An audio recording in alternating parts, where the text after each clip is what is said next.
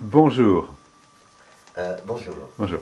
Donc, nous allons aujourd'hui parler de ce que tu fais maintenant, c'est-à-dire quelque chose qui relève de l'art numérique, mais également des arts traditionnels de la scène, que tu appelles, je crois, de temps en temps, la scénographie numérique. Alors, il y a toute une série d'œuvres. Tu as commencé avec quelque chose qui s'appelait Via Kaboul. Tu as continué avec Desert Blues et tu es en train actuellement de travailler sur un nouveau projet qui s'appelle Kirina. Alors, j'aimerais peut-être que tu nous décrives d'abord un petit peu ces trois projets avant qu'on entre dans le détail de ce que tu fais, de ce que tu cherches à faire. On commence peut-être par tout bêtement Via Kaboul. Oui, alors Via Kaboul, c'était en 2004. On m'a proposé, c'était au Nouvel Opéra de Londres, avec des musiciens d'Asie centrale pour la Fondation Aga Khan. Et là, on m'a proposé de faire une mise en scène parce que on est, tu sais, dans l'époque où on ne peut pas faire un spectacle sans qu'il y ait des écrans, ce qui me fait rigoler quand même parce que et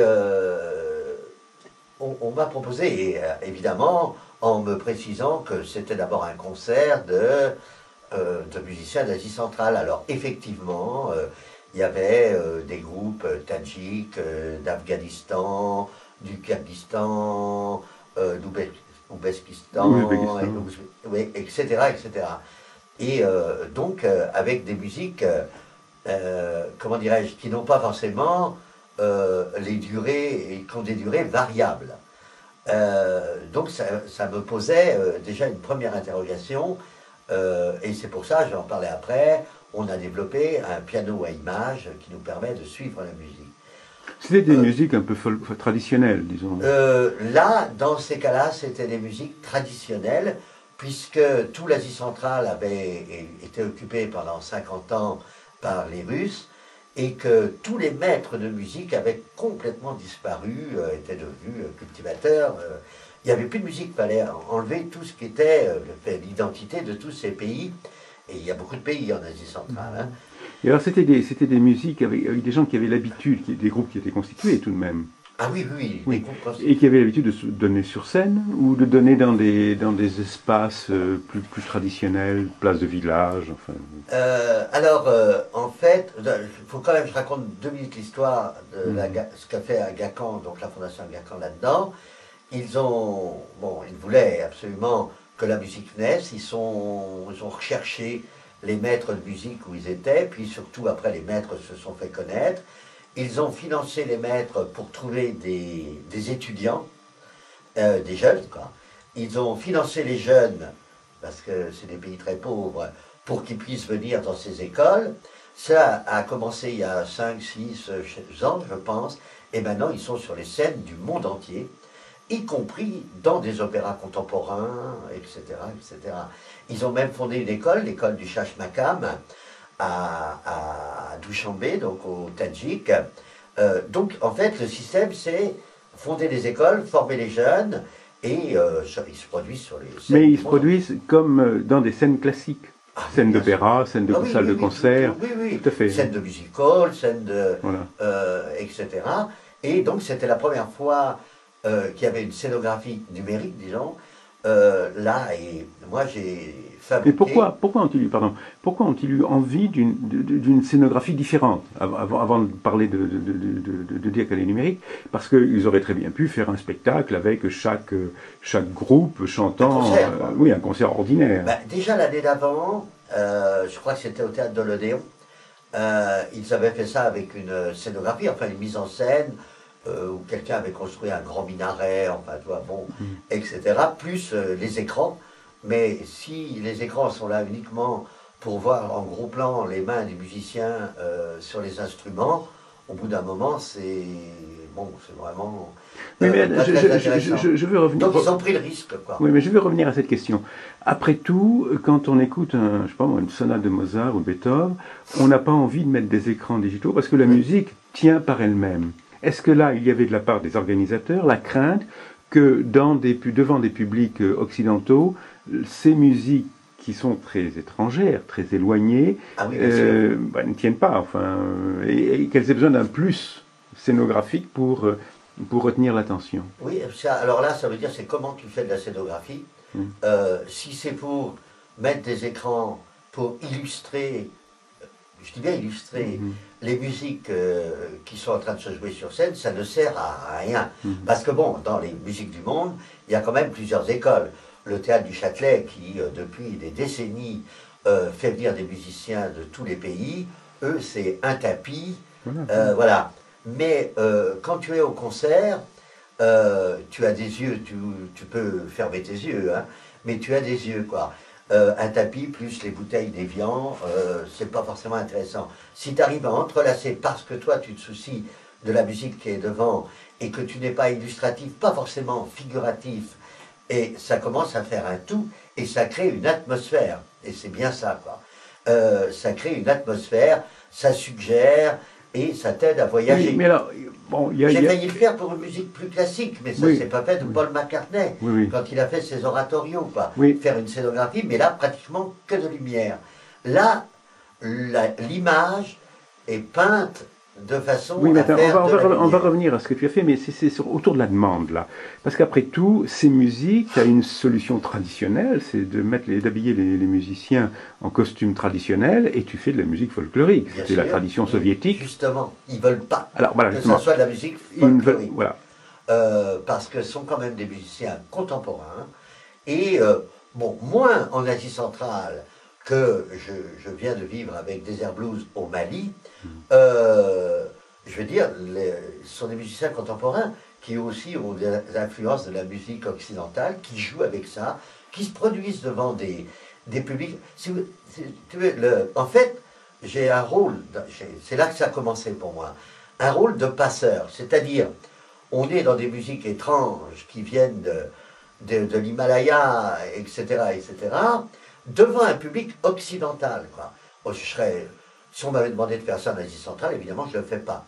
Donc, moi, je suis censé connaître plus le public. Et effectivement, et les journalistes, et la Fondation Aga Khan, etc., se sont demandé vraiment ce qui allait se passer, quoi. Parce que l'image, on réfère toujours à une image télé, figurative, etc.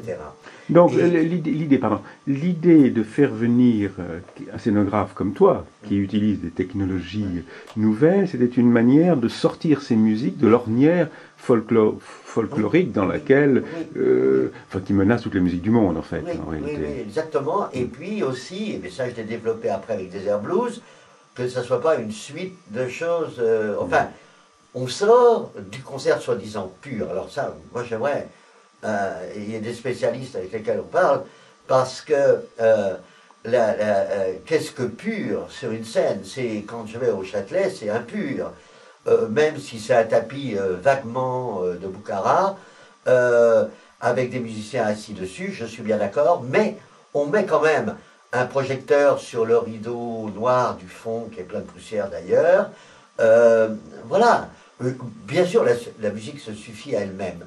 Mais, et ça a toujours été comme ça, puis après est née la musique sur le disque, où tu es dans un autre environnement pour écouter Mozart ou Bach, etc. Mais vu qu'en plus ces musiciens s'habillent avec des costumes qui font faire somptueux, soit des costumes réellement du pays, soit déjà des costumes interprétés, donc ils portent leur marque, ben, tu es quand même sur une scène, tu es dans un environnement, et je suis désolé, le plancher, ça reste du plancher, Et alors, un affreux rideau reste un affreux rideau, quoi. D'accord. Et alors, bon, donc, qu'as-tu fait? Je veux dire, on fait appel à toi. Ce sont des musiques du monde. Il s'agit de les sortir de cette ornière folklorique dont on parlait, ou de cette ornière du théâtre, du théâtre avec ce rideau noir dont tu parlais à l'instant. Quelle est ton intervention? Est-ce que c'est simplement de faire un décor, une scénographie, ou est-ce que c'est d'entrer également dans la programmation, dans l'organisation du spectacle, de son début à sa fin? Oui, alors c'est ça, parce qu'en même temps, je fais la mise en scène, et cette première expérience pour moi, avec la musique des autres, était d'interpréter leur musique. Comment interpréter leur musique? Et c'est là que tu commences à développer des choses, parce que, je dis dans cette scénographie, les images qui sont là derrière comme des fenêtres qui nous font voyager, c'est aussi la peau d'un tambour sur laquelle les musiques vont résonner. Mais sauf que là, elles se transforment pour nos yeux, parce qu'on regarde, quoi. Et donc, oui, j'ai fait toute la mise en scène, j'ai étudié toutes les musiques, j'ai étudié les Mais tu as rythmes. participé à l'organisation en disant on va mettre cette chanson, enfin, ou cette musique en troisième position plutôt qu'en quatrième. Plutôt. Donc tu as véritablement contribué à... Voilà. Et alors, est-ce que tu pourrais nous mettre dans le siège d'un spectateur qui est là, qui est à Londres, à l'Opéra de Londres, et qui regarde, qu'est-ce qu'il voit? Ce serait bien de le montrer en vidéo, parce qu'il y a quand même un bout qui existe. Dans le sens, j'avais fait un écrin pour les musiciens sur la scène, avec 2 carrés et un losange au-dessus des 2 carrés, ce qui faisait une porte qui s'ouvrait donc sur l'Asie centrale. Et les musiciens étaient disposés avec des formes de sièges, avec dessus une arabesque pour relier le haut et le bas. Et j'ai travaillé surtout sur la couleur et la lumière, plus que la forme, quoi. De ce que m'a inspiré d'abord les musiques en tant que telles, et de toute la navigation, parce que moi, l'Asie centrale, j'étais jamais allé. J'y suis allé, mais après d'ailleurs. Toute la navigation que j'ai faite sur le net pour sentir ce qu'était un paysage d'Asie centrale, une ville d'Asie centrale, un ciel d'Asie centrale, le folklore d'Asie centrale, enfin les instruments. Et à partir de là, j'ai fait la première, maintenant j'ai développé ça beaucoup, la première peinture numérique donc, qui fait que c'est une scénographie. Plus la lumière maintenant qui est, et j'ai pu développer ça au musée du Quai Branly, la lumière qui participe véritablement à la peinture, quoi. Alors ce premier essai à l'Opéra de Londres avec les musiciens d'Asie centrale que je connaissais moins, moi j'ai récolté leur musique avant, je ne les connaissais pas, je n'ai pas travaillé avec eux comme j'ai travaillé avec les Maliens. Tu as travaillé beaucoup plus pour les air blues avec les Maliens. Mais ça n'a rien à voir. Alors restons un instant encore sur ce Via Kaboul. Tu avais donc sur scène, envoyé sur scène d'un côté des musiciens en chair et en os, de l'autre des lumières, ils étaient éclairés, il y avait des jeux de lumière, et puis enfin il y avait des écrans. Le tout, quoi. Il y avait le tout. C'était la grande scène au Nouvel Opéra de Londres. J'ai fait un écrin. C'est-à-dire que tu as des dispositifs, tu ne sens même plus les écrans, tu vois, tu es dans le noir. C'est l'inconvénient des écrans quand on est dans une salle de théâtre, on en voit de temps en temps à l'Opéra à Paris, c'est que ça reste formidablement statique. C'est que non, pas du tout, ça n'existe pas surtout. Il faut faire en sorte que ça n'existe pas. C'est une espèce de structure absente, quoi. Je dis ça parce que j'aime beaucoup ce titre de Umberto Eco. Non, il y a des gens comme ça qui trouvent des titres, je sais pas, le film est déjà commencé, la structure absente, enfin c'est fabuleux. Et un copain à moi qui vient de faire une émission de télévision, Jean-Paul Fargier, pour Arte, pour vendredi prochain, sur la masturbation, et qu'il a appelé M la maudite. Je trouve ça, rien que le titre déjà, ça vaut le coup. Après le film, chacun voit. Mais, donc, alors j'étais très timide à l'époque, parce que c'était la première fois. La musique d'Asie centrale, je découvrais, bien que j'ai beaucoup écouté de musique du monde depuis les années 70. Ensuite, la Fondation Aga Khan, c'était quand même impressionnant, je dois le dire. L'opéra, le Nouvel Opéra de Londres, c'est aussi impressionnant. Après, on a fait 4 autres villes, 3 autres. Et puis, les images, quelle image? Oui, alors justement, sur ces écrans, qui ne sont pas figés, comme moi, ceux que j'ai vus l'étaient souvent, mais bon, là, ils ne sont pas figés. Ils n'existent pas. Quelle image voit-on sur ces écrans qui n'existent pas? De la peinture, de la couleur, de la lumière, de la couleur, de la lumière, mais des mouvements. Des aplats, des... Ah non, de la matière. De la matière. Continue. De la matière, ça j'ai vraiment développé après sur des air blues. Et la lumière de la matière, comme j'avais fait dans Pierre et le Loup, réappuyé par la lumière scénique, etc. C'est un tableau vivant. Voilà. Donc, ça, et ça, je continue. Ça, c'est donc Via Kaboul. Alors ensuite, tu as continué. Mon premier essai, c'était 2002, hein 2004. 2004. Bon, et puis derrière, très rapidement. 1er octobre. Derrière, très rapidement, Desert Blues, Oui. qui alors est une aventure compliquée parce que c'est à la fois un film, c'est un Oui. livre, c'est un C'est-à-dire que spectacle, c'est plein de choses. les managers de ce groupe Desert Blues, composé de 3 groupes, Alors il faut dire que Desert Blues, ce n'est plus du tout de la musique d'Asie centrale, non, c'est c'est au Mali. la musique malienne. Oui, Musique, on est au Mali, un pays composé de plus de 20 ethnies, voilà. plus de 20 langues, et avec une culture musicale extrêmement vivante, ah oui, qui incroyable. se marie à la fois à la tradition et puis la plus grande modernité des musiques populaires. Oui. Ah oui, bien sûr. Alors complètement différent, puis en plus j'étais jamais allé en Afrique, je suis allé pas mal en Asie, mais en Afrique jamais. Et j'avais un peu peur de l'Afrique, enfin bon. Mais pour la petite histoire, il faut savoir comment ça s'est... Parce que c'est nouveau dans les musiques du monde, c'est nouveau de faire ce genre de spectacle. Évidemment que tout le monde a voulu acheter par-ci par-là, mais c'était beaucoup trop cher, 40 musiciens, enfin bon, tu vois. Mais c'est que les managers de ce groupe Desert Blues, composé de 3 groupes, ont dit mais on va avoir des dates au musée du Quai Branly pour l'ouverture. Alors attends, il faut que tu précises. Le musée Branly, à l'occasion de son inauguration, veut faire un spectacle Oui. et s'adresse à ce groupe qui s'appelle Desert Blues, c'est ça? Non. Non. C'est que un des programmes, il y a au musée du Quai Branly un monsieur qui est chargé de la... Alain Weber, qui est chargé de la programmation, qui dirige aussi la programmation de ce genre de musique à la Cité de la Musique, donc, et donc qui envisageait de pouvoir, quand le manager a parlé de ce qu'il avait vu à Londres, de pouvoir les mettre, de pouvoir faire un spectacle, entre guillemets, après interrogation. Quel spectacle, quel quoi. Et là a commencé une aventure absolument incroyable. D'abord, on m'a emmené voir ces musiciens pendant un concert à Nouakchott, en Mauritanie, donc c'est un grand festival de musique nomade, musique du désert. Je les ai rencontrés, donc 3 groupes, un groupe Bambara d'Habib Kouaté, un groupe Sonraï de Afel Bokoum et un groupe de femmes Touareg mené par une femme qui se fait appeler Discours, enfin bon, etc. 21 musiciens sur la scène qui s'étaient réunis politiquement pour chanter l'union, parce qu'il y avait eu des problèmes entre les Touaregs. Ils étaient déjà associés. Oui, voilà. Moi, c'est pas moi qui ai fait le groupe du tout. Oui, d'accord, ils étaient associés. Ils se sont associés et c'est une représentation de tout le pays. Et Weber les connaissait. Oui, bien sûr. Voilà, et il y avait une dimension, j'imagine, politique, indépendamment de tout ça, mais le fait même qu'ils soient dans l'union chez des pays qui ont plutôt tendance à se fragmenter, il y avait cette dimension-là. Oui. Se retrouver par rapport au musée des Quai Branly, qui est là pour accueillir toutes les cultures et mélanges de cultures, ça tombait parfaitement. Après, il y a eu des problèmes, comme normal, du genre, le musée a ouvert plus tard, donc ça a été reprogrammé, mais Arte s'est intéressé à cette aventure. Et donc, ce qu'on a pu faire avant, c'est un film qu'on a tourné à Bamako et à Tombouctou sur ce groupe Desert Blues, sur la musique. Oui, donc c'est un projet assez long. Donc, il y a effectivement d'abord eu alors l'initiative vient de Branly, oui. Et après, mais il y a eu du retard. Et ensuite, derrière, il y a eu donc le film d'Arte. Oui.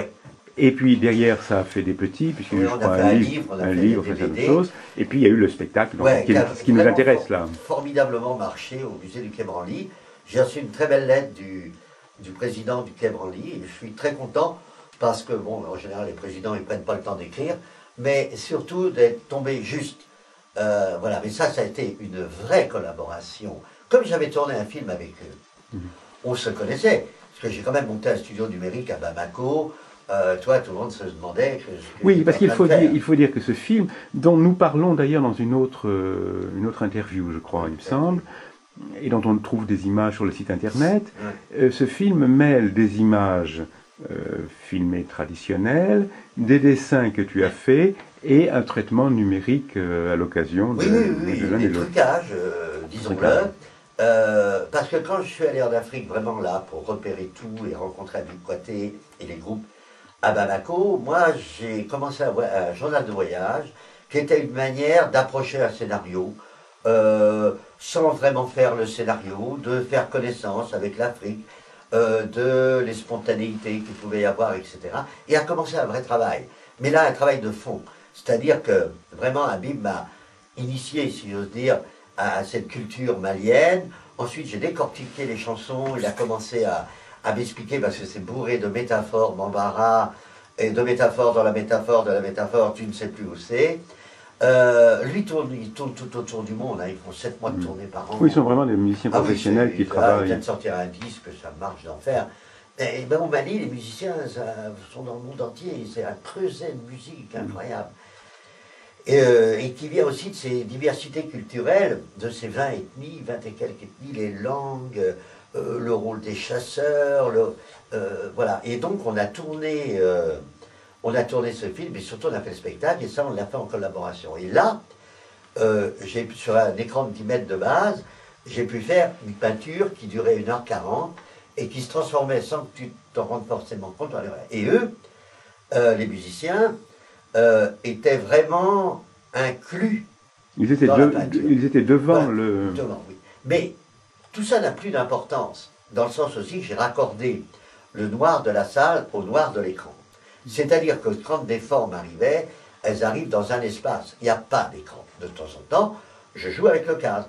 Mais de temps en temps, je fais disparaître le cadre totalement. Donc, tu as tout d'un coup un baobab bourré de signes, bogolants, etc., qui vibre dans un espace où tu ne perçois plus la dimension. Mais alors, donc, c'est l'ensemble. Attends, ça, c'est le plus important. On s'en fout qu'il y ait de la vidéo. Il y a des musiciens sur scène, il y a de la lumière, mais le tableau est fait de l'ensemble. Alors comment, puisqu'on est avec des acteurs, enfin là ce sont des chanteurs, mais oui. des musiciens et des chanteurs vivants, dont les interprétations n'ont pas toutes la même durée, ça varie. Ils changent, mais c'est incroyable. Alors comment fait-on pour coordonner une bande vidéo, enfin une bande numérique qui est probablement figée, ouais. Et puis des interprètes, enfin, des musiciens qui gardent leur liberté de faire varier les durées, les tempos, les quand tempi. même, il y a juste un détail qui est important, c'est que Habib Kouaté a été chef d'orchestre et enseigné la guitare. Et c'est lui un peu qui est le chef du groupe des Airs Blues. Alors, moi j'ai fait le déroulant des musiques pour les questions de rythme dans la durée du spectacle. C'est du spectacle, là, cette fois, on n'était pas dans un concert. Et j'ai proposé la rythmique, après les enchaînements qu'ils ont dû inventer sur place. Et c'est là qu'a commencé à être développé Sylvia Kaboul et qu'on a développé avec Marc Marchand, mon jeune vieux complice, un clavier numérique qui nous permet d'aller chercher les images qu'on veut au moment qu'on veut. Ah donc il y a quand même, comme dans un concert symphonique, différents instrumentistes, avec éventuellement un chef d'orchestre, et puis l'un des instrumentistes, c'est celui qui lance les images numériques. Non, on suit. Alors, qui suit. Moi, je donnais la métaphore réaliste au cirque. On fait danser les chevaux. Les chevaux dansent sur la musique. En fait, la musique suit le cheval. Oui. Donc, on a fabriqué un outil pour suivre les musiciens. Alors, ils sont plus longs, ils sont plus courts, ils changent de... Après, c'est une question de toi à composer. Tu composes des images comme une partition musicale. C'est exactement la même chose. Tout à fait. Je le fais sur Excel, comme dans une partition.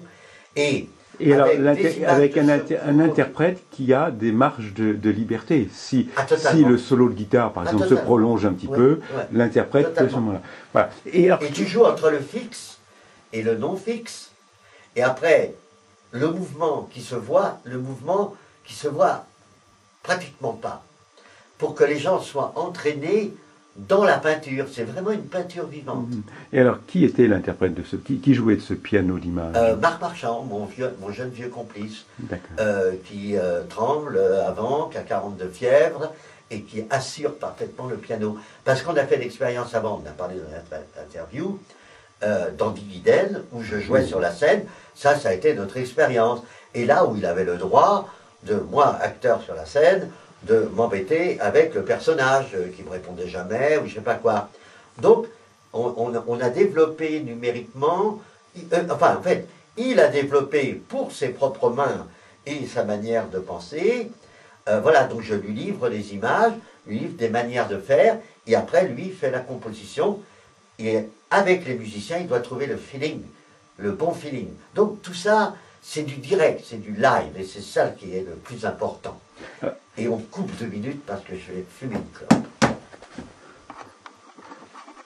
Donc, nous avons parlé assez longuement de Desert Blues et de Via Kaboul. Ce que je propose maintenant, peut-être, c'est de parler du dernier projet, Kérina, qui est avec pour partie la même équipe, Oui. mais qui est un projet quand même assez différent.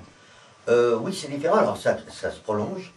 Donc, maintenant, ça fait quand même 3 ans avec les musiciens du Mali. Parce que là, c'est un organisme, donc à Nice, qui s'appelle pour le développement de la musique. C'est avec l'éducation nationale et c'est pour 5 représentations et 10 000 personnes.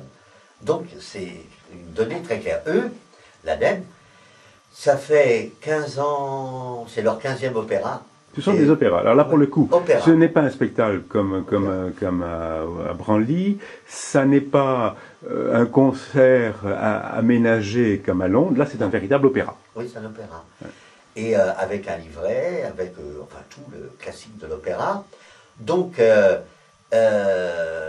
et en plus, c'est un travail dans l'éducation nationale parce qu'il y a une centaine d'écoles qui vont travailler sur cet opéra. En fait, il y a 2500 enfants qui sont prêts parce que... Qui vont contribuer d'une manière ou d'une autre. Le chœur. Le chœur est composé de 500 enfants, le grand chœur. Qui seront sur scène. Qui sont sur scène, 500 enfants sur scène, le grand chœur, différents à chaque représentation.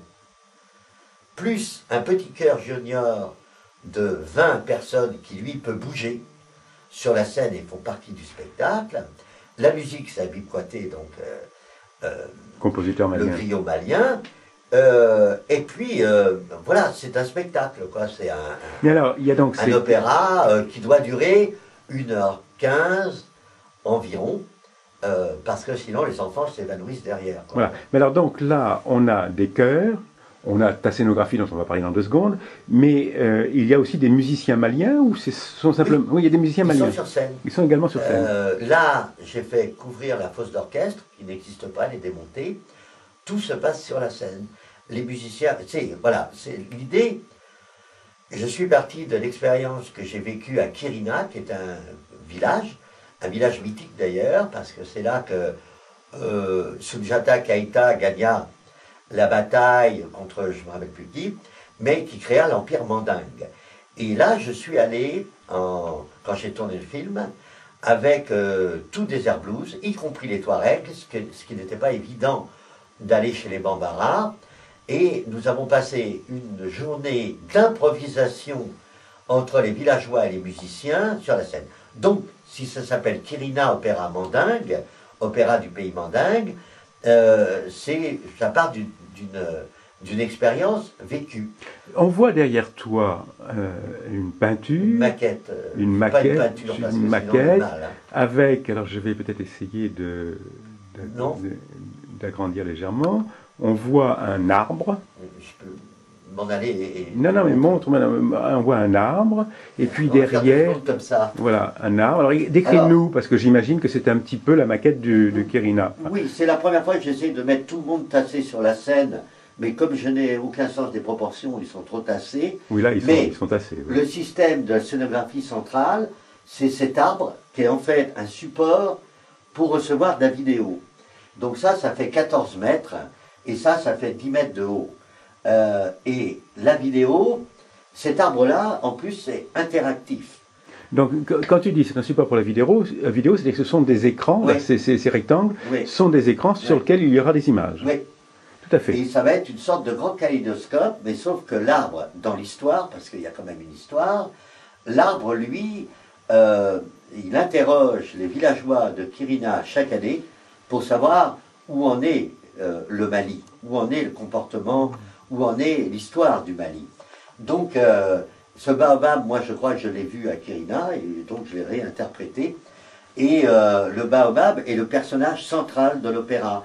C'est-à-dire qu'il sait exprimer en vidéo ses états d'âme. C'est-à-dire, je vais lui faire, comme pour Digiden, je vais lui faire un tempérament de comportement, c'est-à-dire quand il est content, quand il est inquiet, etc. Et ils vont jouer en interaction avec l'arbre. Alors, devant l'arbre, on voit des tas de petits personnages Alors là, avec les c'est villages. tout le chœur. C'est le chœur. Là, tout le chœur qui va jusque par là. Oui, mais 500 enfants, effectivement. Et puis là, Le directeur du chœur, le directeur musical, je lui ai fait un masque qu'on voit de dos, le directeur musical, je fais venir Yaya Coulibaly, un grand marionnettiste qui a joué dans le film, avec les marionnettes, c'est-à-dire porté, hein, c'est grandeur vivant, hein.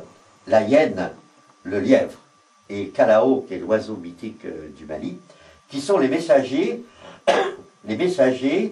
qui, eux, savent parler le langage de l'arbre. Et là, c'est Habib Kouaté, là, avec sa tenue de lion, et tout son groupe Bamada, qui est là sur la scène, puis les enfants du chœur, qui sont les villageois... Qui sont devant, qui sont au premier plan. Qui sont les villageois des Alpes-Maritimes.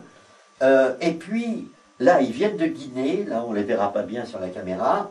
Il y a 6 acrobates guinéens de la troupe Circus Baobab, qui sont les animaux fantastiques de la brousse. Alors, en fait, tous les petits, là...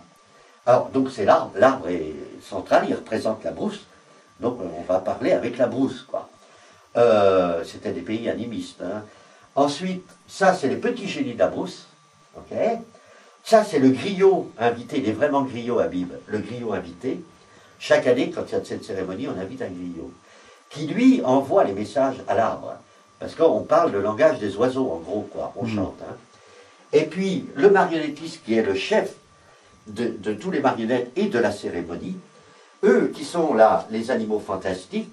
Et cette année, à Kirina, pour la cérémonie, il y a une nouveauté, on a invité les villageois des Alpes-Maritimes. Alors vont venir aussi les chefs de village, qui sont en fait les gens du conseil général qui vont présenter, avant, ce qu'ils font normalement, ils font leur discours avant, et puis commence le spectacle. Là j'ai mis le discours dans le spectacle, avec une lune qui a du mal à vouloir éclairer la scène, enfin parce qu'elle a un tempérament un petit peu fort. Joue tous les éléments, hein, la lune, le soleil. Mais alors là, on sent qu'il y a un récit, oui, il y a une intrigue. Oui, il y a une intrigue. Que tu écris toi, ce qui n'était pas le cas dans les précédents. Non, non. Les précédents, on était dans de la mise en scène de musique. C'était musique, couleur, lumière. Voilà, parce que là, il y a en plus une intrigue, comme dans un véritable opéra. Parce que c'est un opéra pour les enfants, en fait, pour les parents des enfants. Des 500 enfants, donc ça fait au moins 1000 personnes dans non, mais c'est 2500 enfants. Oui. Donc c'est vraiment... Non, mais dans chaque salle, ça fait 1000 personnes. Et en plus, les enfants sont musicalisés, c'est le but. Donc là, il y a une intrigue ouais. que tu construis seul, que tu construis avec... À partir, alors évidemment, on fait un opéra à l'envers, c'est-à-dire, je ne sais pas très bien comment on fait un opéra, mais le livret inspire le musicien, puisque là, j'ai le musicien et je tricote, pas d'autre mot, le livret à partir... Alors, je rentre dans l'esprit des chansons d'Habib, parce que tout ça est retransmis aux enfants. Ils ont un espèce de cours général pendant toute l'année sur le Mali, quoi. Et je fais une intrigue à partir des chansons d'Habib. Et tout ça sera chanté en français ou en... Non, en bambara. En bambara. Et sauf les chansons que Habib chante en français. Mettons Cigarette Habana, c'est chanté en français, anglais, espagnol en même temps. Mais alors, s'il y a une intrigue, et si c'est chanté en bambara, est-ce qu'on sera comme dans une situation classique à l'opéra, où on a au-dessus de la scène une bande lumineuse qui donne le texte en français pour... Surtout pas. Non, mais ma question était légèrement ironique, parce que c'est... oui, parce qu'on attrape un article... J'ai réussi sur Arte à ce qu'il n'y ait pas la traduction des chansons, mais de façon à donner des stimuli. Pourquoi ? C'est simplement que la langue bambara joue de la métaphore dans tous les coins. Quand tu traduis, c'est complètement plat. En fait, tu comprends rien. C'est vraiment pas fait pour être traduit. Ça ne correspond pas à cette culture de pays de la parole. Hein. Donc, à moi de donner des indications de vers quoi, de quoi ça parle, etc. Mais chacun interprète à sa manière. C'est ça le spectacle. D'accord. Alors qu'est-ce qu'on va voir maintenant? Bon, il y a ce baobab. Plein de monde. Baobab numérique, qu'est-ce qu'on va voir dessus? Alors, est-ce que ce seront simplement des images, des couleurs, comme des matières comme dans Desert Blues, ou est-ce qu'il y aura des personnages? Est-ce qu'il y aura Non, non. Alors, dans Desert Blues, c'était très pur. C'était le langage de la couleur et de la lumière, avec parfois qui donne des formes. Ça arrive. Là, il est conçu, et je l'ai travaillé déjà en 3D, il est conçu d'une telle manière que les images, je ne sais plus si on peut parler d'images, écoute, c'est comme si tu projetais des images sur un feuillage. Donc ça va en permanence vibrer. C'est un kaléidoscope. Sauf que, comme il est vivant, puisque chaque année, le baobab interroge les villageois, je vais faire des images de façon à ce que l'on comprenne le langage de l'arbre. Et sur des choses très simples. Je suis content, je ne suis pas content, je suis inquiet, qu'est-ce qui se passe? Alors, les images vont mélanger abstraction, figurative, couleur, etc.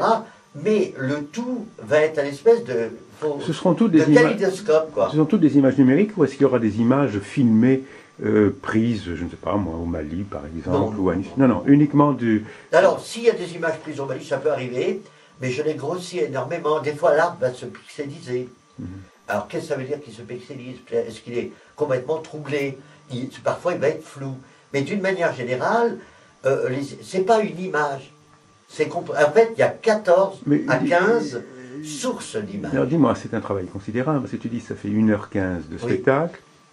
Tu as une quinzaine d'écrans, enfin de sources d'images ou de... Oui, mais je travaille avec des gens extrêmement astucieux.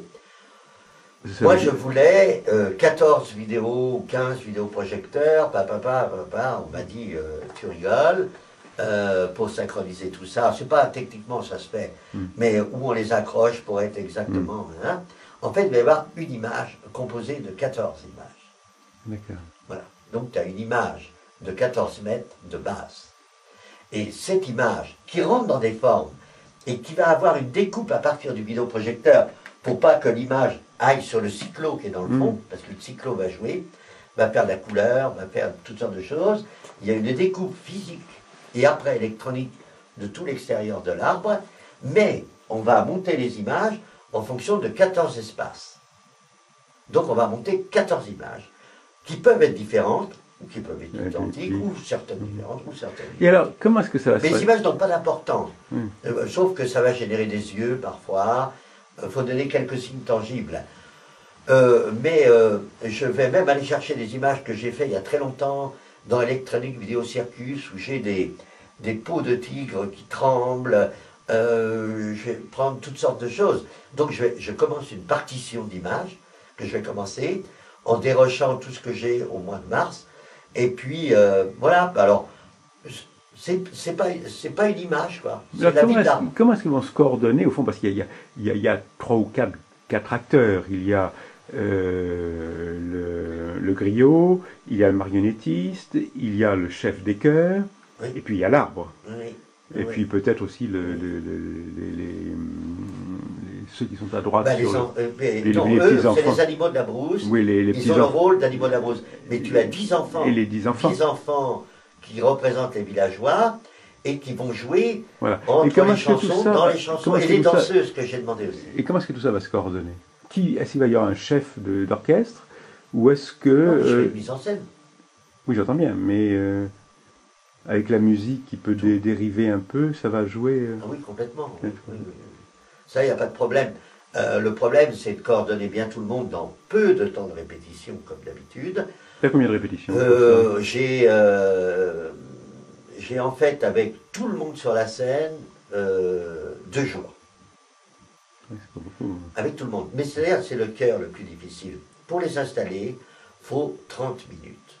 Et tu ne peux répéter qu'à 1h30 avec eux. Après, c'est fini. 2 fois dans la journée. Donc, on va répéter 1 fois, 2 fois, 3 fois, 4 fois. Peut-être le matin avant, 5 fois. Et là, alors, donc, c'est de faire un système progressif qui va commencer au mois de janvier. Je commence à travailler avec le petit chœur au mois de janvier. Puis en février, je travaille avec le petit chœur, plus Circus Baobab, les acrobates. Puis je fais venir le marionnettiste. Et j'ai préparé toute une méthode, quoi. T'as pas d'autre solution. Et comment vont être habillés les choristes? Ah, alors j'ai fait les costumes. Alors ça, c'est sur le blog. Hein. on peut les voir. Je suis parti d'un code couleur, puisque tout ça, c'est quand même l'entrelacement des cultures. Je suis parti d'un code couleur étrange, qui sont les couleurs du Mali et les couleurs de la France. Les couleurs du Mali, c'est vert, jaune, rouge. La France, c'est bleu, blanc, rouge. Déjà, le rouge, il n'y en a qu'un. Donc, il y a 6 couleurs, donc 5 couleurs de base. Et les couleurs ont toujours une portée symbolique et font langage. Donc, je suis parti de cette couleur-là. Et puis, faire 500 costumes, 550 costumes, c'est de la folie, quoi. Et au Mali, tu vois très bien, et ça, on voit dans le journal de voyage, les gens portent des lanières, des énormes trucs sur le dos, des lanières, comme ça. Alors, je fais faire tout à partir de lambeaux de tissu. Ah, d'accord. Suivant les codes de couleur. Et je fabrique des masques en plus, le système, c'est qu'un lambeau, ça va être, suivant des codes couleurs, pour avoir une diversité même, vont être montés, mettons, je sais pas, moi, on fait un velcro qui fait 150 mètres, et on coud là-dessus toutes les couleurs n'importe comment, pour que ce soit le hasard qui joue. Puis après, ça se coupe et tchac, ça se clipse là. Mais les autres morceaux de tissu de tout type, mais suivant les couleurs et les variations, peut devenir aussi un bandeau, une attache, parce que tout va bouger. Ils vont même avoir des chasse-mouches, comme ont les chefs, etc. Et donc c'est une espèce de composition de couleurs à partir de ce code couleur que je t'ai donné. Et après, ça prend d'autres formes et je rajoute des masques par-dessus. Et les masques ressembleront à quoi? Il va y avoir les masques du lièvre.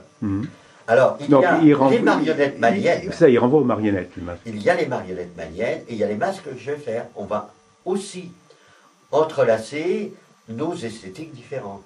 Parce que moi, j'ai une vision du conte plutôt occidentale. Yahya Coulibaly est un vrai conteur, enfin un marionnettiste malien qui fait lui aussi le tour du monde tout le temps. Et il a 8000 marionnettes chez lui. Je suis allé à Bamako, c'est incroyable. Et c'est dans les contes, le personnage du lièvre, qui est le personnage malin et intelligent, la hyène, qui est le loup quoi, chez nous, elle est bête, elle est vorace, etc. Donc j'ai ça. Et Kalao, qui est toujours le vrai messager, c'est l'oiseau mythique de l'Afrique. D'ailleurs, quand il y a eu la République du Mali, c'est lui qui a chanté l'hymne national. Et le rapport au Mali des marionnettes n'a rien à voir avec chez nous. Hein. C'est pas, quand j'étais à Kirina et que la mère originelle serrait la main au chef du village, le chef du village, il est ému, quoi. Même s'il joue à être ému. Et ils sont de grandeur humaine. Donc c'est pas de la marionnette à fil cette fois, parce que dans un opéra, tu veux une marionnette à fil, tu vois rien. Voilà, donc il faut entrelacer tout ça. Oui, c'est un sacré. Et alors, les chanteurs, les griots africains seront habillés par toi aussi? Non, j'ai décidé qu'ils prennent le même vêtement fait de Bogolan, qu'ils avaient au musée du Quai Branly. Le Bogolan? Le Bogolan est tout un système de vêtements parlants au Mali en Afrique, qui donne des formes et tout. Alors, tu as le Bogolan avec certaines formes, on sait que ce sont des jeunes mariés, il y a tout un langage donc qui sont des formes en fait, et des couleurs, et de quoi je m'inspire, quoi. Et alors, la musique, on a parlé du décor, de la scénographie, la musique, elle sera exclusivement produite par les chœurs et le griot sur scène. Oui. Il n'y a pas du tout de musique qui viennent d'ailleurs, comme dans un opéra classique, où il y a l'orchestre dans la fosse. En fait, oui, non, ça c'est enlevé. Tout le monde est sur la place du village, quoi. Et je veux garder cet esprit de se déplacer. Toi, j'ai des danseuses, mais il n'y a pas de chorégraphie. Il y a des manières de se comporter, parce qu'il faut créer un grand mouvement fait de petits mouvements. Mais alors, comment est-ce que tu vas organiser? Parce que l'un des gros problèmes à l'opéra, c'est le traitement de la profondeur. Oui. On a souvent cette difficulté d'avoir, comme il y a beaucoup de monde sur la scène, c'est assez écrasé et on n'arrive pas à donner ce sentiment de profondeur et on a l'impression que souvent les chanteurs, les comédiens sont écrasés les uns sur les autres. Est-ce que ça, tu réussis, avec tant de monde sur une scène, tu réussis à traiter ça? Je ne sais pas si ça va être réussi d'abord, mais de toute façon, j'ai fait pour. de calculer les proportions. Parce que là, tu peux penser cinéma ou image vidéo. D'ailleurs, après, c'est fait comme un film, hein, avec des images vidéo. Oui, parce qu'on qui a, sont on a quand même scandées comme dans un film. la distance Oui, la distance. Ah ben moi, quand j'ai travaillé étant petit à l'opéra, on m'a dit première visibilité 15 mètres. Et c'est exactement le cas. Mhm. Donc tu ne fais pas les choses pour vision à 15. Comment te dire, au musée du Quai Branly, c'était très proche.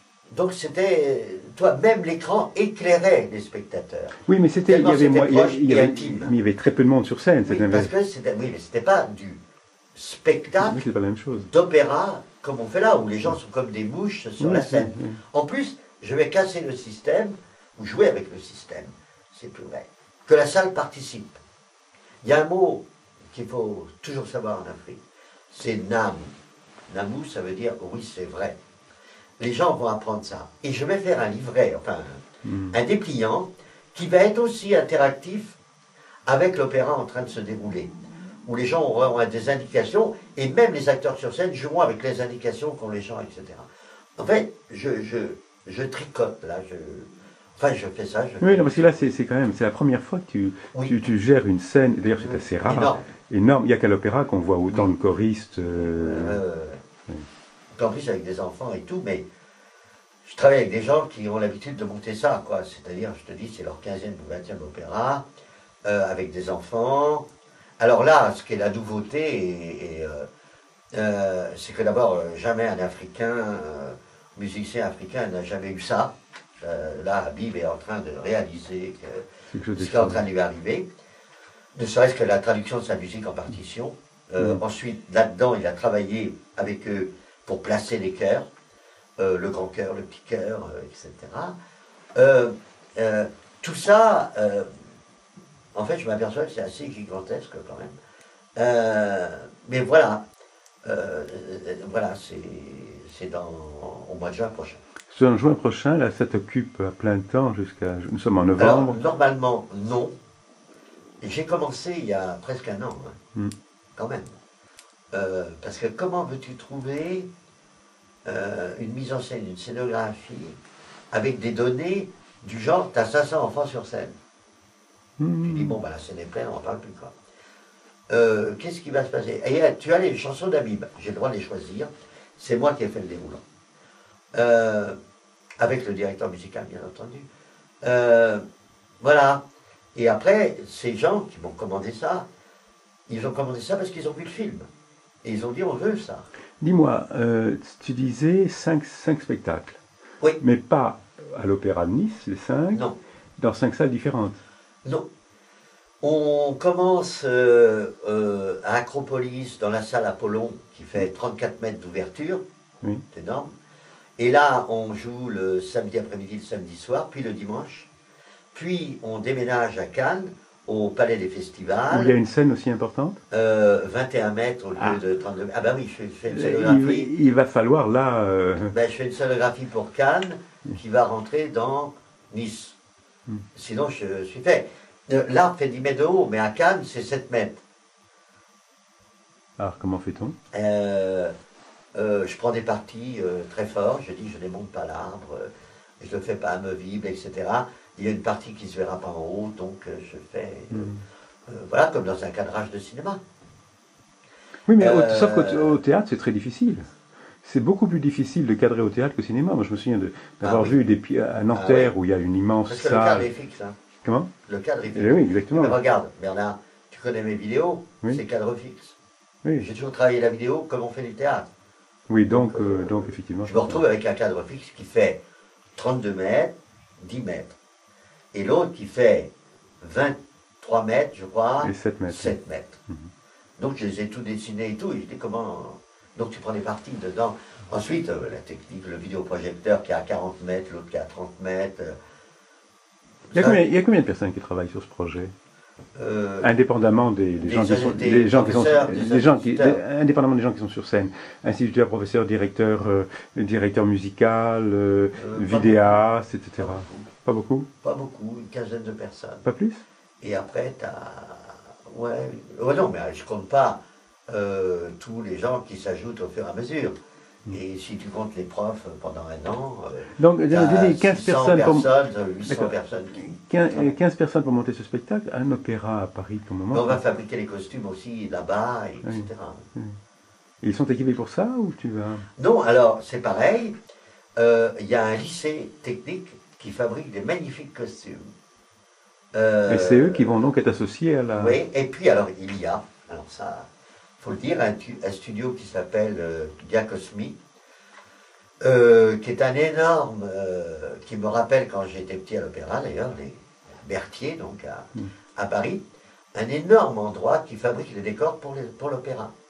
Et qui ont dans leurs locaux la reproduction à échelle de la scène d'Apollo 32 mètres et de la scène de Cannes. Ils ont tout. Ils ont tout. Et eux vont fabriquer l'arbre, le décor, les praticables pour mettre les enfants, attention, et les masques.